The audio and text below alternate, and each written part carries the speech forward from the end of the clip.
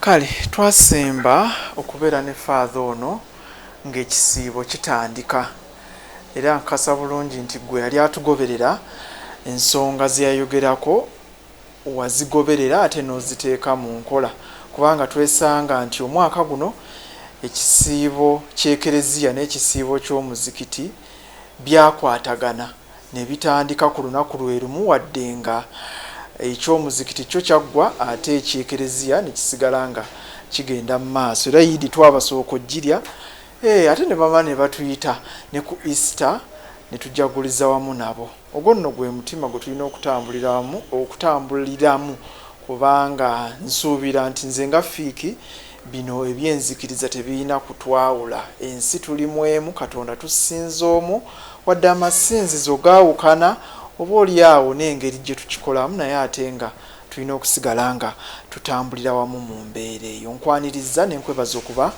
omulabi omulungi wa Fiiki Media. Webale kutugoberera, tutambuza mwaka gwa 8 tuyingira gwa 9 mu gw'omunaana gw'omwaka guno nga tukuweereza.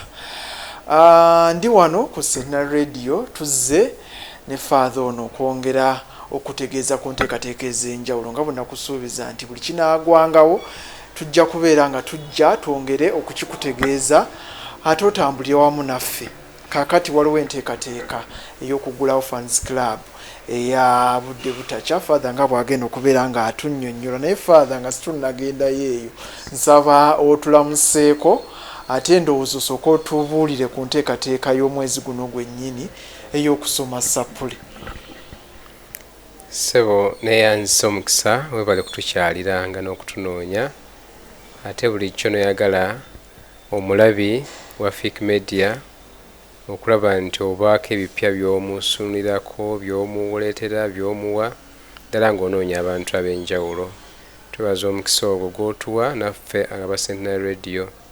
Erinnya nze Father Kasule Mbaga Tusinde Thomas Beckett, Director wa Centenary Radio Masaka.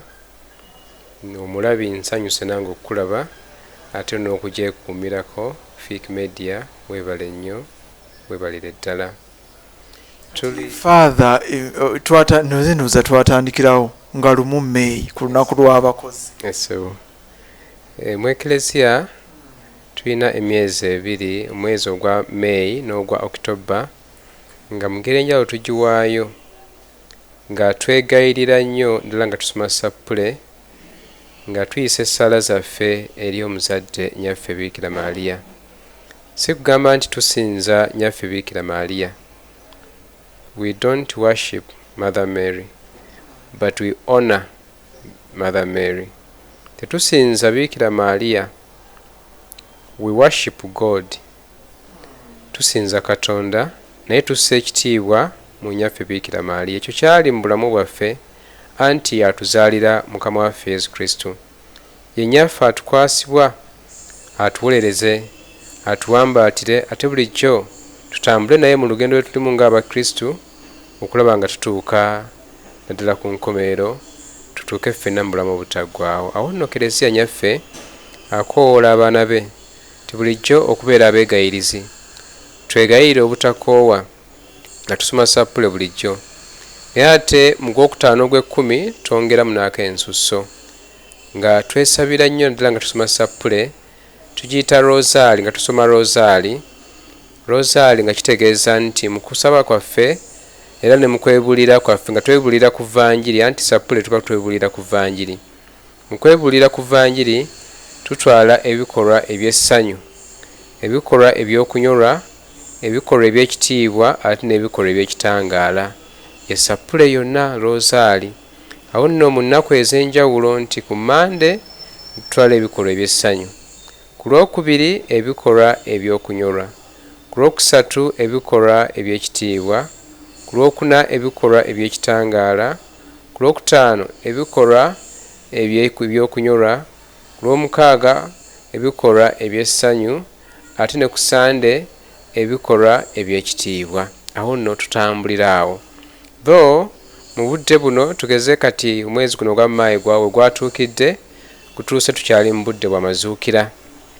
Nakyogera ku Friday nga tutandika sapule wano ku radio nti omuwuliriza teyeewuunya oba omulabi ti lwaki ku Centenary Radio basoma bikolwa bya kitiibwa byokka mu nnaku zino zonna. Nakinnyonnyola ne ŋŋamba nti mu budde obw'amazuukira tuba twegomba okwongera okwebuulira ennyo ku kyamagero eky'okuzuukira kwa Kristo. Awo nno nga tujja tutwala ebikolwa okusingira ddala eby'ekitiibwa. Ne ŋŋamba nti paka wali tunaakuleza Pentecost era nagamba nti paka nga 24 May tujja kuba tusoma bikolwa bya kitiibwa byokka, naye after 24 May tujja kuddamu tutambule ne Rota nga bwetambula ddala mu bikolwa bya Sapule Mysteries of the Rosary, nti Monday bya ssanyu, ku Lwokubiri bya kunyolwa, ku Lwokusatu bya kitiibwa n'ennaku endala nga bwe nzinnyonnyodde. Awo nno bwekityo bwe kiri. Awo no ku Radio Centenary nga tukola enteekateeka eno ddala oluvannyuma lw'amawulire g'essaawa 8 agookya nga gawedde, okuva ku ssaawa nga 8 nga 12 twatandika Sapule nga tugiweereza nga tuli ku mpewo.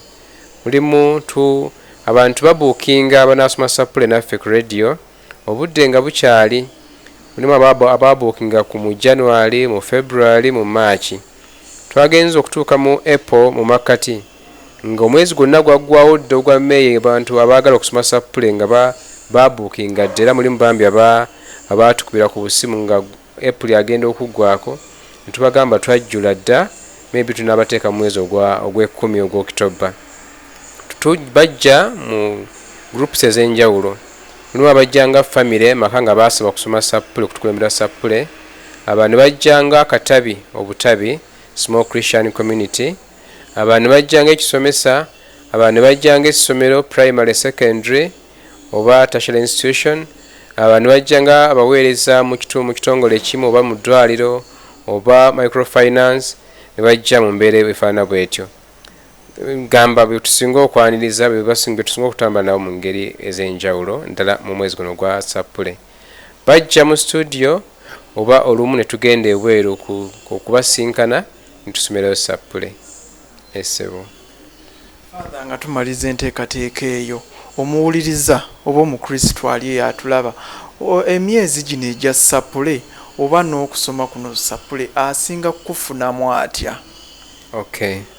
Omwezi tugeze ogwa Rosary, ogwa May n'ogwa October, ng'omukristo afuniramu ddala. Nga Mukama bw'atukoola bulijjo nti twegayirire nga tetukoowa, praying without ceasing, perseverance in prayer. Bikulu nnyo ebigambo ebyo. Ng'abantu mu nsi mwe tuli, Mukama atujjukiza bulijjo tituli mu nsi naye tetuli ba nsi. Awo nno n'atukoola bulijjo amaaso gaffe okugateeka ennyo ku by'eggulu, ku bya waggulu. Awo nno mu bw'omuntu bwaffe nga tuli ku nsi, oluusi tufuna ebituwugula, tufuna ebitwayiriza, tufuna ebitujja ku mulamwa, oluusi tufuna okutaataagana, ne walema okubaawo empuliziganya ennungi wakati waffe ne Katonda waffe. Nga tuyita mu kusoma Sapule twongera okutereeza okuwuliziganya kwaffe ne Katonda waffe, nga ddala nga tuyita eri omuzadde nnyaffe Biikira Maaliya. Ne twongera okwegayirira ennyo, ne twongera ddala okuwonga obulamu bwaffe eri Omukama Katonda nga tuyita eri nnyaffe Biikira Maaliya. Awo nno nze ng'omukristu mukisa munene nnyo ddala omwezi gw'okutaano ogw'ekkumi Eklezia nnyaffe gwanteerawo okunzijukiza kye nina okukola ng'omukristu. Nze yatondebwa okwagala Katonda, okumanya Katonda, okumuweereza obulungi ku nsi, nsaanira okumutendereza emirembe gyonna mu ggulu. Nga mpita mu kwegayirira ddala nga nsoma Sapule gwa mwaganya gwa maanyi okulaba nti nnyongera okulongoosa empuliziganya yange ate ne Katonda wange. Ebyo ndowooza obitegedde bulungi nnyo nnyini ddala. Father, bwe tukyusa obuufu ne tubuuza ku nteekateeka ya Centenary Radio okumiitinga abantu b'ebudde butakya mu Fans Club, nsaba otunnyonnyole Fans Club kye ki, ani agikola, bawuliriza radio? Neyanze ekibuuzo ekyo ky'ombuuzizza. Oli bw'ateekateeka tugeze nja kuwa kyakulabirako mu byaffe bya media, otestes otaddewo radio, otaddewo TV. Kujja kubeera gy'oli tugeze wano tuli Masaka, tulina studio tusinzira okuweereza. naye oweereza ki? Tetuweereza miti, tuweereza bantu. Awo nno twetaaga abalabi, twetaaga abawuliriza. Awo nno upimo Fans Club bibiina ebiteekebwawo ebyabawuliriza aba radio, tugeze wano si Radio Centenary, bitugenda tuteekawo ebyawuliriza baffe ddala okulaba nti twongera okutumbula Radio Centenary, okutambulira wamu n'abawuliriza, ate n'okufuna abawuliriza bano kubanga baba bagoberera programu zaffe ez'enjawulo, enteekateeka yaffe ya content byetuweereza ku mpewo tubiteekateeka tutya. Awo nno bo batuyambako n'okutuwa feedback nti bitambula bitya, eno program etunyumira, eno etubowamuko, eno efaana bweti, eno tugyekuumirako nnyo. So omuwuliriza ono gwe tuba tutambudde naye atuyambako n'okutuwa feedback. Ate era ekirala nti radio tugeze nolima kubanga eri mu bbanga naye erinako emirandira, erinako abantu betambula nabo, erinako abantu ku bantu kwesimbye. Ate abantu bano mu kujaagana okumanya ddala obukulu bwa radio engeri gye bazimbye, gye bakulaakulanya, naddala mu bye tuba tutesiteese programu ez'enjawulo, mu kubawa amawulire agabifuddeyo, mu kubawa emisomo egy'enjawulo nga tuyita ku radio, nti tubazimba mu bulamu obw'omwoyo, tubazimba mu bulamu obw'omubiri, naddala mu byenfuna programu ez'enjawulo, ate no mu kwongera okwojuwaza obwongo bwabwe naddala amagezi ago ge bafuna. Awo nno n'omuwuliriza ono mu kwagala ennyo okulaba nti radio eno egenda mu maaso, abamu bambi aba n'omutima nagambe waffe gye mpangaalira waliyo business bwetu ne bwetu, n'anoonya wa sales nti twandyagadde bano balange naffe bapromoting radio yaffe, bawage radio yaffe financially. Awo nno bino byonna tugeze okugulawo Fans Club, ebibiina by'abawuliriza, naye nga bigenda kwongera kutuyamba okulaba nti wabeerawo empuliziganya ennungi wakati wa radio ate n'oli awuliriza yonna gy'ali wansi eyo. Ensonga lwaki tuteekamu akadde tutandagulule ekigere tuve mu studio tugende ku ground tusinkane omuwuliriza gy'ali tuwulirize byayitamu, kubanga tufuna akadde ne batunyumiza bye bayitamu bye bakola. So olw'okwongera okuzimba oluganda okubondinga wakati waffe nga radio ate n'omuwuliriza, tumanya obulamu bwayitamu, byayitamu byonna ndira mu kkuba essimu mu kutwagala. So bwe tumusinkana twongera okuzimba that bond ku luganda olwo wakati waffe ate n'omuwuliriza waffe. Father, ebudde butakya yewuwa simanyiyo. Ebudde butakya nange sinatuukayo, kyolaba neegomba ngenda kutuukayo. Budde butakya bunaku nkiwulira waliyo abawuliriza abalulanga balase na radio abakuba amasimu, naye nga mbadde naku nkiwulira ku radio waliyo abawuliriza abalulango era batusaba nti banne mutukyalira waliyo abawuliriza bangi. Netugamba tetujja gaana, tugamba mu nteekateeka yaffe ya May mwaka guno 2026 tugenda budde butakya. Naye mu kubuuzabuuza budde butakya asangibwawa, nagenza okumanya mu nteekateeka yaffe ya Eklezia budde butakyali mu ekifo ekikyateekebwateekebwa. Tenafuuka parish nti kigo naye ekyali center. Bakigula ndoza myaka ng'esatu ena emabega, bayitawo Busheeka sente eno bagisala kusemba bule parish Busheeka ewali Father Kyakonye bwana mukulu waayo. Awo nno budde butakya kisangibwa mu Busheeka center gye tusuubira okgenda okulaba nti tugenyuwala tusinkane. Gamba Busheeka budde butakya ndoza kiri mu Sembabule, ndoza Sembabule district gye kisangibwa Essewo. Awo nno gye tusuubira okgenda ku lunaku olw'omukaaga ng'ennaku z'omwezi 9 omwezi ogwa Maayi, n'enteekateeka nga bwe tugenda mu maaso n'okujanjula. Tujja genda ku makya tutandika na kitambiro kya misa okwongera okugjayo the identity ya radio nti radio ya Eklezia Abakatoliki, ate ebimu ku bigendererwa ebikulu lwaki twaggulawo radio eno kwe kulaba nti tugyeyambisanga omuzindaalo instrument okulaba nti tugenda mu maaso n'okulangirira Kristo era nga tuyita ku radio. Awo nno tujja kusooka n'ekitambiro kya misa ku ssaawa 4 nga tutuuse ebudde butakya. Ate awo oluvannyuma kinaakulemberwamu ani? Ekyokukulembera ndoza tujja tunaatera okukkaanyana n'akulembera. Tera okwagala gye tugenza okukyala abafaatha bayo bakulembere misa. n'oluusi kiremerera nga buli lwa mukaaga nosingana nga bafaatha mu kifo ekyo tugeze kati busheeka waliwo bafaatha babiri nosingana nga balina emikolo mingi nnyo olwedde mu kifo nyimbe na biki ebyo si luwumula tolwedde mubaamu emikolo mingi abafamire byateekateeka nosingana nga faatha tosobodde bafuna ab'ekifo ekyo nosingana noweesanga nga emisa gwogikulembedde awo nekyokukulembera tunaatera okukikkaanyaako wakati wange ne bafaatha b'ebusheeka yesebo kati enteekateeka eyimiridde etya bayimbi ki abaliyo activities ki eziri mu lunaku luno nga beŋŋambye tujja kusimbula fe abava eno Masaka saawa 2 tuva eno tegeddeko ndoza wakiri essaawa ng'emu oba emu n'ekitundu tuyinza okuba nga tutuuse enteekateeka ya transport father era bye tubaddemu kakati ku makya ne ssentebe w'abawuliriza Mr. Siraje tulabe naye nga enteekateeka ndoza bagikoze kyantegezaako ndoza waliwo emmotoka nga 2 ate n'abalala bawuliriza abava sayidi zeeno ddala bakubiba amasimu ab'olulango bamubagamba bajja kwevuga balina pikipiki zaabwe bajja kuzivuga bo balayika bamanyiiyo olaba yakibaza edda nti pikipiki n'amafuta nga bwe galinyeera aba yakibaza edda nti mutwalo gumu n'ekitundu waguteeka mu piki zimutwala ne zimukola ki ne zimukomya nawo bo babeera bakibaze naye nga waliwo enteekateeka y'entambula okutambuza bastaafu ba Sena Radio okutambuza abamu ku bawuliriza abanaava eno ate n'abasambi b'akapiira kubanga mu nteekateeka yaffe olunaku nga bwe nga tujja kutenkana ekitambiro kya misa ku ssaawa 4 tufune speeches okuva mu bawogezi ab'enjawulo ate oluvannyuma twanjulirwe abakulembeze abalondeddwa okuva ebudde butakya ddala abagenda okutwala mu maaso Fans Club eno then tugitongoze oluvannyuma tujja kufuna ekyemisana after kyamisana tujja kufuna akapiira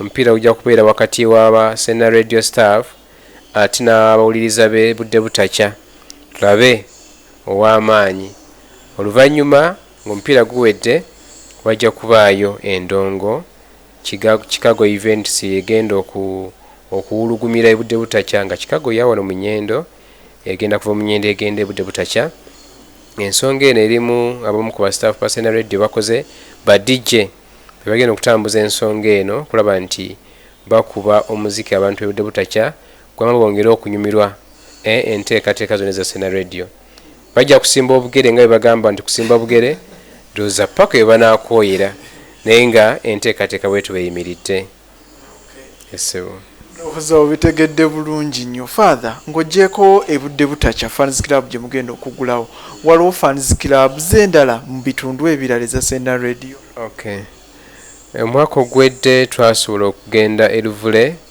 ng'ogenda Nabugabo Bukakkata ne tugulawo Fans Club bayitawo Kasala Luvule we twali ku kisaawa we twasiiba nga twalina abawuliriza abasaidi Bukakkata Luvule Kasala Nabugabo bonna twalina bowa twalina baawe Luvule ate luli 24 twali saidi ez'Erakai bayitayo Lwakaloolo kiri saidi eyo ddwaniro lw'amaggwa gye twali munda eyo Namabaale munda eyo ne tusinkana abawuliriza ba saidi eyo twasibayo era nga activities bwe nzanjudde era bwe zito bwe zaaliyo ate emyaka era egimu egy'emabega egyayita waliwo ogenda Malembo ku nnyanja eyo eza kiri ddi mu Malembo Rwaggule Parish mu nteekateeka ya Eklezia abavubi okubasinkana n'okugulawo n'okugulawo Fans Club noza sofa zetwakagulawo then endala groups za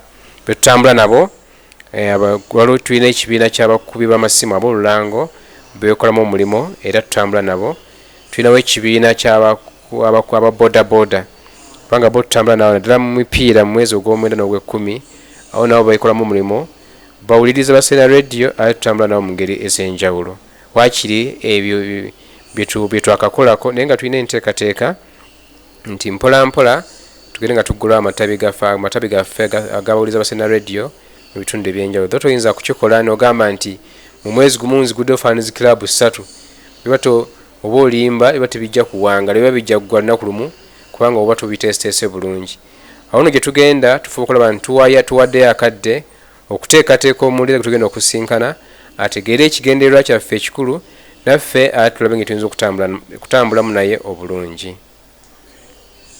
kale ndowooza father akubulidde bulungi nnyo enteekateeka. Father nawulidde omuyimbi mwalese Bent Agi wagenda okubeera nga asanyusa abantu. Nga bwe ŋŋambye wali kawungeezi bajja kusanyusibwa. Anayimba kiro because bya kawungeezi bya mu ndongo, kawungeezi kuva ku ssaawa zange emu n'okweyongerayo mujja kubeeramu omuyimbi n'abayimbi boli abeeri ku kitundu muyinza okusingana nga waliyo kubanga twagala n'okutumbula teeki ebitone byabawuliriza. Muyinza okusinga nga waliyo n'abayimbi abeeri ku kitundu naye nga ffe gwe ali ku posita yaffe ye Bent Agi, then n'abayimbi abalala bayinza okuba beeri ku kitundu, then ne badijje bakole ki basakate omuziki basabule abantu beeri. Father mwe temwagala kusanyusibwamu. Kyemmanyi bwe tunaatugeze nabo bamu bajja kusigala nga bakyakola ki bakyaliyo. Sijja kumalamu mu maanyi muntu omulala andaba oba ampuliriza kubanga nnyinza okuba nga ate nze nja kubeerayo naye nja kugera akaseera nkole ki nveeyo engerenkera gye beera Sande mba nina obuvunaanyizibwa eno mba nina okukola kyokuvaayo budde nga kyaliko naye nga staff y'aba Radio Centenary yejja kusigala ng'ekyaliyo. Ati Father n'abatafunye mukisa kugenda naye ng'ate yandyagadde okumanya ekigenze mu maaso anaakola atya. Waliwo enteekateeka yonna tugambe ey'okuteekako activities ezimu ku radio kulaba nti oba oli awo n'abatasobodde naye atambulira wamu. Ebimu tujja kubikola nga biri live, tugeze ng'emmisa tujja kugiweereza live, then wali mu kutongoza bijja kuba live, n'akapiira bajja kukaweereza live, then n'endongo banaapima bondooza abakubi b'ebidongo amabanga ge banaateeka live n'agatabeera live mu studio. Father akagamba akasembayo kagambo akasembayo kakwebaza okujja n'okutunoonya ate n'okwagazisa abantu abalabi ba Fic Media okubaagazisa Centenary Radio ndala ng'obamanyisa ebifuddeyo bulijjo ku Centenary Radio. Kyokubiri kwe kusaba abantu ti ffenna tubeere bantu. Manyi waliwo filosofa omu tali mu Uganda naye alina gy'ali naye yava dda mu nsi naye ye yagera n'abeera n'abantu noza mu myaka egyo mu budde obwo naye neyeewuunyisa olumu abantu gye yali n'akera n'akwata ettawaaza misana n'akoleza ettawaaza n'agikwata n'atambula mu kibuga mu butale ng'agenda agamba nti noonya omuntu. Abantu ne balowooza musajja mulalu filosofe naye ayina filosofe gy'ayagala okukola ky'okugjayo. Noonya omuntu kati nga abantu beebuuza mulalu ono tukoleza ettawaaza kiro nga tetulaba naye kati ye agamba anoonya muntu akutte ettawaaza agenda mu maaso anoonya muntu bamuyita omulalu naye teyali mulalu yalina obubaka bwagezaawo kula otutuusaako ti mu bonna abantu amuyiraanye ne batambula nabo ne baali nabo mubuzeemu omuntu ayina characters yinza okugaa nti ono muntu ate muntu mulamu. Awo nno muffe naffe ng'abatonde tuleme kuba nti twatondebwa tuli mu nsi naye tubeere bantu abalaga nti mutuufu muffe mulimu ebiraga nti tuli bantu ak'obuntu tulimu ak'obuntu tubeere bantu balamu. Bwe ndaba Fiki nti musiraamu nze ndi mukatoliki ndi Father Fiki mulabe nti muntu munnange. The dignity of the human person kikulu nnyo mu bulamu bwaffe. Muntu munnange ayina omusaayi nga bwengwina bw'afuna ekizibu akola ki alumizibwa oba akola ki asoomozeddwa yeetaaga okuwulirizibwa yeetaaga okutambula ne muntu kubanga social being ate bw'afuna okunyigirizibwa era obulamu tebujja kutambula bulungi. Awo nno tubeere bantu tubeeremu ak'obuntu tubeere bantu balamu. Oba ndi mu office ki oba ndi ku level ki oba nkola ki mbeeremu ak'obuntu tubeere bantu balamu ate tulage nti tutambula ne bantu bannaffe. Kintu kikulu nnyo singa tunaddamu ffena ne tuzimba akasenga w'omutima akasengejjako omwoyo ekituyita conscience buli muntu n'addayo eka n'abeera gy'ali n'afuba okulaba nti by'asoma ebitabo tugeze ebyensi oba bya education oba bya ddiini bimuyamba okubaako ebirowoozo byajja binazimba conscience ye senga w'omutima gwe abeere omuntu bulamu alimu ak'obuntu kijja kuba kirungi nnyo. Naye oluusi tugenda tubeera mu nsi ne bantu bannaffe naye ng'oluusi onoonya omuntu nga kizibu okumufuna. Awo nno tubeere bantu ate bantu abalimu ak'obuntu. Tweyanza nnyo tweyanzege Father akagambo ako. Nsuubira nti ggwe alaba Fik Media abantu bano benkuleetera bansa era singa oba ogoberedde ebigambo byabwe toyinza kusigala kyekimu wano ku nsi oba oliawo n'obulamu obulala bwe tulisinkana nga tuvudde ku nsi kuno. Kwebaza okulaba Fik Media ate akagambo ako Father kayina kye kanzijukizza nange naddala ku musango guno abasinga obungi gwe mbadde mugoberera ogw'omukulu Okello Onyum wakati mu kuba nti omulamuzi amusalira ekibonerezo ekyakalabba yamugambye nti wandyagadde okwetondera kooti oba oliawo ne bannayuganda. Omuntu ono n'atavaamu yadde akagambo n'endowooza nti banayinaako obuntu kwegamba kamuggwereddemu ddala takyayinamu yadde oba 0.5% ak'obuntu nti yandyagadde okwetondera kooti oba oliawo ne bannayuganda okutwalira awamu. Busungu bwe bwamukutte nti after all bamaze okunsalira kati neetonda neetondera ki. Kale naawe gy'oli atulaba Father nga bw'atugambye ak'obuntu kakusigalemu tuleme kukola bikolwa biragira ddala nti ak'obuntu katuggwereddemu ddala. Nsaba tukumira mpeera ku nkumire ensonga z'obudde butakya lwa mukaaga luno abanaasobola okugenda tubeereyo. Enteekateeka Father agitubulidde bulungi. Ndowooza Father abanaagenda bajja kusimbula wano ku Centenary Radio ka transport bwe bajja okukasasulira oba waliwo already abateeketeeka abagenda abanava tugeze bava saidi zeno bagenda eri redde tiimu ya chairman w'abawuliriza baatula dda mu meeting ne basala nti emmotoka weeri naye buli muntu asasule emitwalo 2 nga ku motoka ku transport then kuliko maybe n'ekyokulya ndoza kya 15 kitegeeza babala transport mutwalo gumu n'ekitundu no n'ekyokulya kya 15 awo nno transport mitwalo 2 ze basasula naye nga okusimbula wano ku radio ku ssaawa mu n'ekitundu ze babagambye okutuuka. Ndowooza obitegedde bulungi kwata akadde tutuuka wano nti ate bandesse